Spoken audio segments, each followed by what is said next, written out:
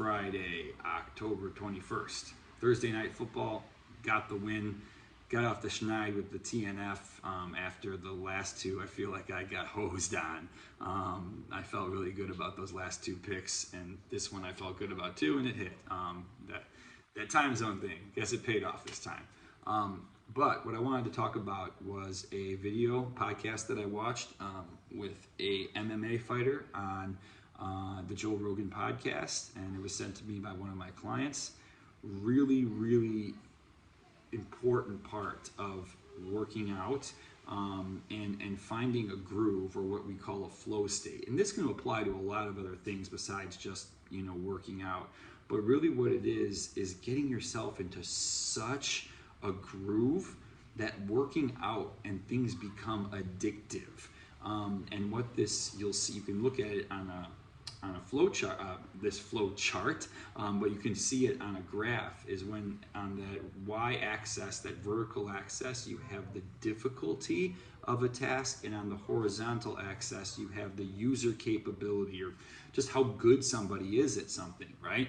And the better you get at something, the more difficult you can make it. But if you leave things too easy for yourself, you're going to find boredom. And if you make things too difficult for yourself, you're going to create anxiety. And either one of those things are going to prevent you from actually moving forward and doing what you're setting out to do. So the key is finding that balance in between there in what they call flow, right? Or like I said, having that feeling of being in a groove.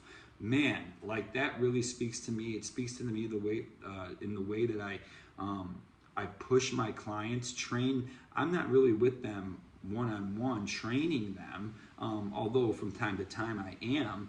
But you can't have someone holding your hand the whole time. But that is so important, and that's where it comes down to being consistent, right? Not working out Monday, Wednesday, Friday, but pushing yourself to a point where you feel like you're working out in that 70 to 80% range, that like you don't want to try to kill it and go for a 10.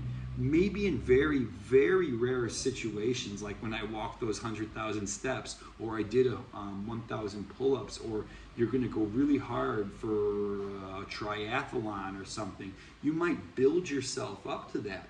But most of the time, you're going to want to be training in that sweet spot, that groove of 70 to 80%. Let me know if that makes sense to you. Comment below. Tell me how you feel. Do you think that you should be working out to exhaustion, or very damn well close to it? Or do you think you should be more in that flow, more in that groove of 70 to 80%? What works best for you? I feel like that's the way I train. Like even for instance today, I got my 7-8 minute walk to the gym.